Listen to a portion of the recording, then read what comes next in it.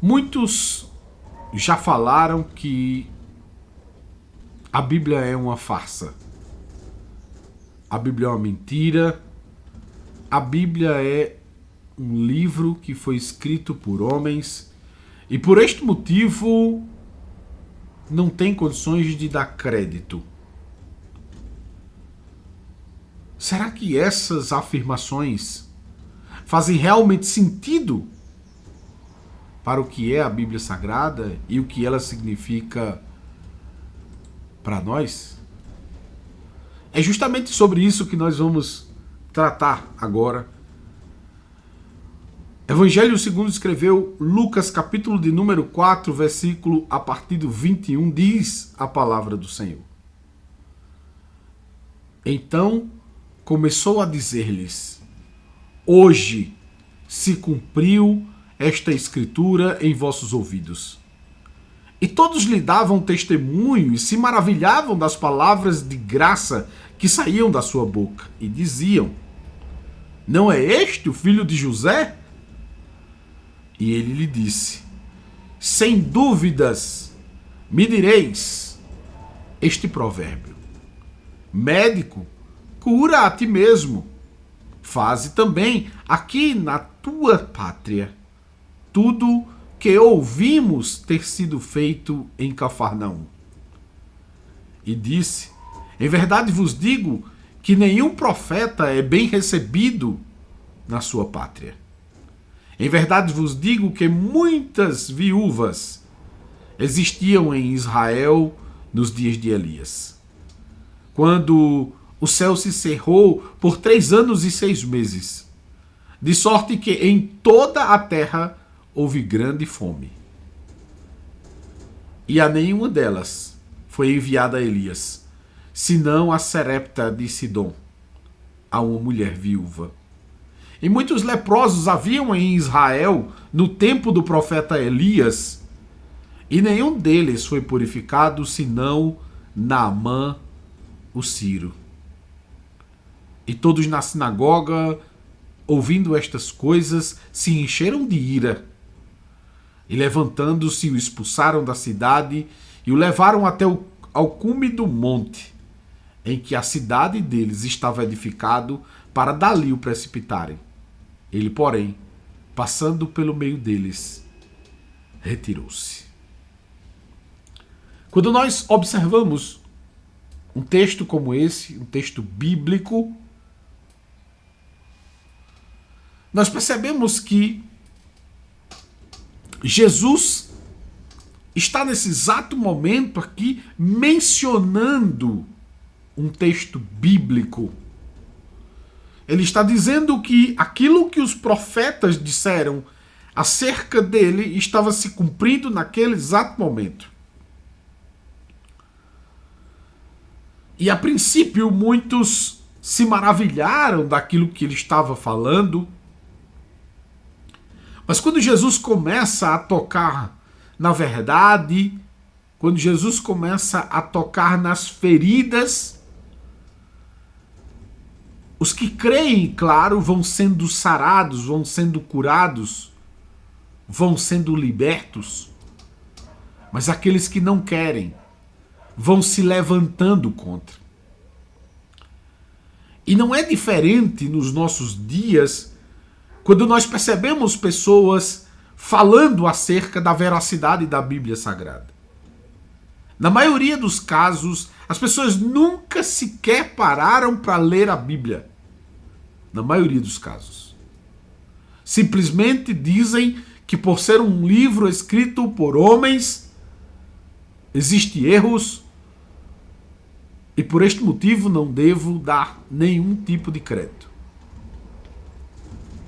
Por incrível que pareça, essas mesmas pessoas que dizem tal coisa vão às universidades e estudam baseados em livros escritos por homens e fundamentam as suas vidas, as suas crenças nestes homens que também são falhos. É isso que é bastante interessante. Então, nessa hora é que você vê a hipocrisia do coração daqueles que falam tal coisa. Mas se Jesus afirma que o texto bíblico, a veracidade e que aquilo que foi falado se cumpriu de fato, não apenas neste texto, mas em tantos outros que eu poderia estar mencionando aqui, quem somos nós para falar algo contrário? Quem somos nós para dizer que este livro não é de Deus? Quem disse que porque ele foi escrito por homens, não existe crédito? Não existe confiança? Eu sempre faço e gosto de fazer um tipo de analogia bem interessante. Quando nós compramos um aparelho eletrônico, todos eles vêm acompanhado com um manual. E aí eu fico me perguntando, será que as pessoas pararam para observar que aqueles que criaram o objeto, eles fizeram um manual justamente para ensinar as pessoas a utilizarem de forma correta aquilo que eles criaram? E o que é interessante é que aquilo que vem dizendo no manual é justamente o que se faz com aquele determinado equipamento. Exatamente aquilo. E eles não erram. E aí eu fico me perguntando, peraí, se um homem é capaz de mostrar todos os pontos acerca de um equipamento, por mais complexo que ele seja, se você pegar, por exemplo, um manual de um carro, é mais ou menos dessa grossura assim. O que tem de coisa, e muitas vezes as pessoas não leem,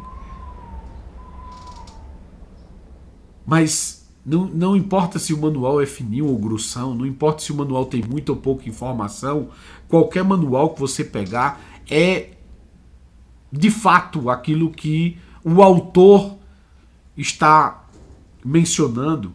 Ele faz exatamente aquilo que está descrito no manual. E é por esse motivo que esse canal chama-se Lendo o Manual, porque eu acredito que a Bíblia Sagrada é o manual do Criador. E que é através desse manual que nós entendemos quais são as funções certas que nós, seres humanos, temos que ter. É justamente isso que o manual é para nós. É um indicador daquilo que é certo. E tem falhas na Bíblia? Claro que tem falhas. E tem erros na Bíblia? Claro que tem erros. Mas o que é interessante é que nenhum deles está escondido, está oculto. Todos eles estão expostos. A Bíblia tem mentira? Claro que tem mentira. Davi mentiu. Abraão mentiu. Está na Bíblia escrito, é uma mentira, está na Bíblia. Mas não quer dizer que se a Bíblia tem mentira, ela é uma mentira.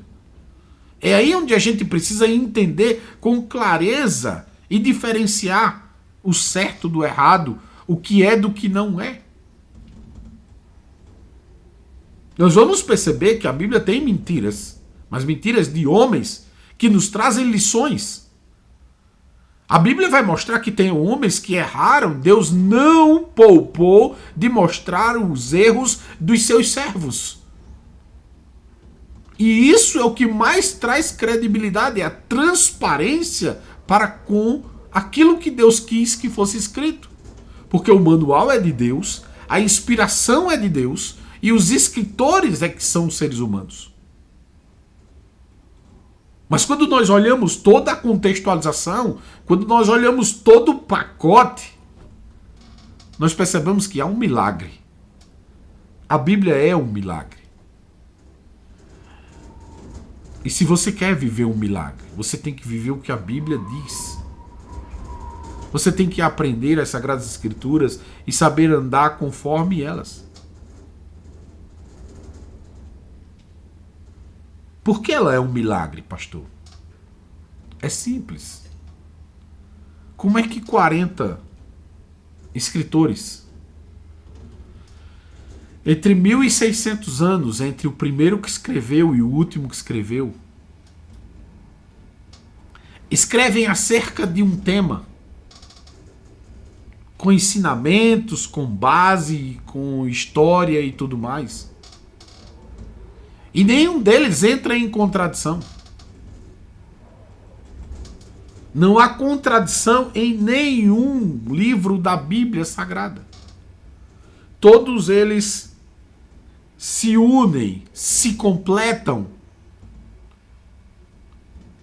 Isso mostra que há uma ação divina na construção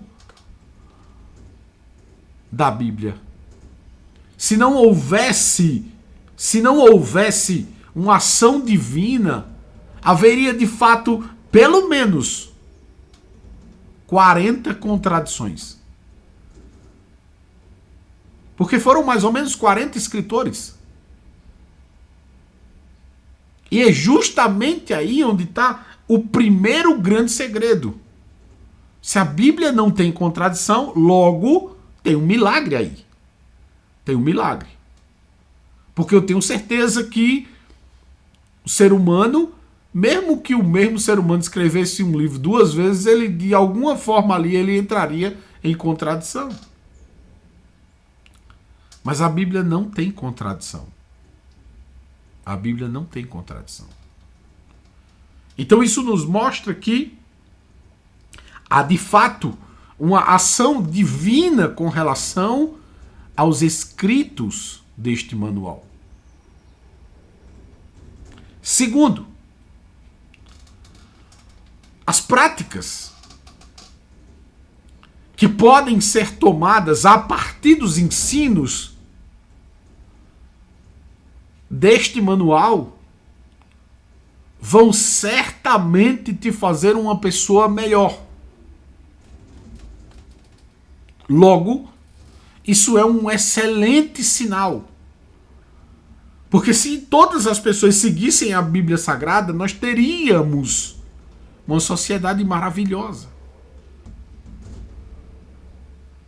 E quando muitos dizem assim, porque os que seguem a Bíblia são preconceituosos. E esses que dizem, na verdade, eles nem estão falando dos outros. Eles não estão falando de nós que seguimos a Bíblia. Eles estão falando deles mesmos. É deles mesmos que estão falando. Não se trata de outros, se trata deles. Quando nos chamam de racistas, de homofóbicos e tudo mais, não é de nós que estão falando, é deles próprios. Porque a Bíblia Sagrada, ela nos ensina a amar. Mas ela também nos ensina de que o amor de Deus não se separa da sua justiça. Elas andam iguais. Andam na mesma direção, no mesmo caminho. Deus, porque ama, não deixa de ser justo. Deus, porque ama, não deixa de ter a sua justiça sendo aplicada. Deus, porque ama, não deixa de condenar aquele que se afasta dele. Então nós precisamos entender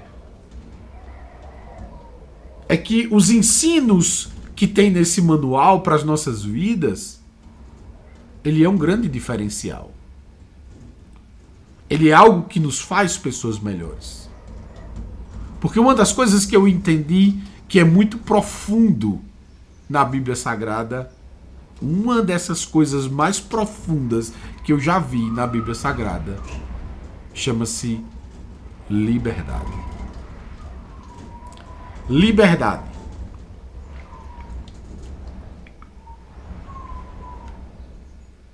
Guarde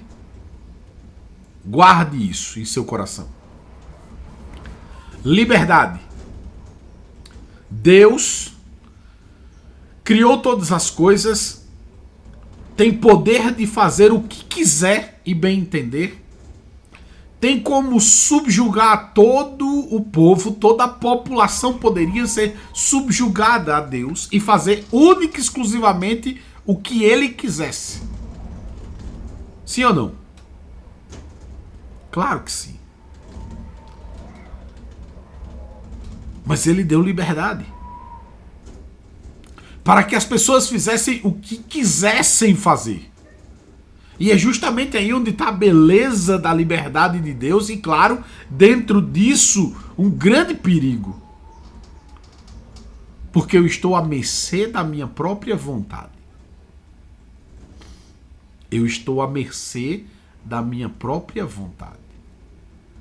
Nisto eu aprendo na palavra de Deus quando ele fala, por exemplo, ao rei Asa. Ele disse: olha, Asa, se você for comigo, eu vou contigo e com o povo. Agora, se vocês virarem as costas para mim, eu virarei as costas para vocês. É simples assim. Eu sou o reflexo da sua atitude. A minha vontade é estar com você, estar perto de você, estar do seu lado e estar lhe ajudando a vencer. Essa é a vontade. Essa é a vontade de Deus. Agora, as condições é outra coisa. As condições é outra coisa. Nas condições de Deus é: se você virar as costas para mim, eu viro as costas para você. Ponto final. Isso é um tratado que nós temos. Assim, nós percebemos que Deus, ele deixa muito claro com relação ao seu posicionamento. Nós podemos ser o que quisermos ser. Nós podemos andar com quem quisermos andar. Mas Deus deixa claro: olha, o meu caminho é por aqui. O meu caminho é por aqui. Quem anda comigo anda por aqui. Agora, quem quiser andar por ali, aí é problema de você e a sorte. Mas, pastor, é assim? É. Se você olhar a carta do apóstolo Paulo aos Romanos, capítulo 1, o próprio apóstolo Paulo diz o seguinte: e Deus vos entregou as suas próprias concupiscências. Concupiscências é amor desenfreado. Deus os entregou. Ah, vocês querem ir? Então vão. Fiquem à vontade. Vocês são livres para fazer isso. Tchau para vocês. Lembre-se que eu vou estar aqui, sempre, no mesmo lugar. Se arrependerem, podem voltar. Mas eu vou continuar aqui. Vocês não querem ir? Então vão, fiquem à vontade. Então, nós precisamos entender de que a Bíblia ela deixa claro isso. É que essa liberdade de Deus é linda, mas ao mesmo tempo extremamente perigosa. Porque nós podemos fazer o que nós quisermos fazer. Se nós quisermos acreditar em Deus, acreditamos. Se não quisermos, não acreditamos. Se quisermos a misericórdia do Senhor, temos. Também, se não quisermos, podemos simplesmente lançar fora. A vontade de Deus é salvar a todos. Mas nem todos serão salvos, porque a salvação é uma aliança entre a vontade de Deus e a nossa, que se unem, que se juntam, que se conectam. A aliança é o que nós fazemos ao casar. Nós colocamos uma aliança. Assim também é o Senhor.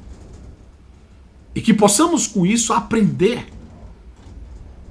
de que a Bíblia Sagrada é o manual e que este manual é um manual fiel e verdadeiro porque ele foi escrito por homens, mas pela supervisão de Deus.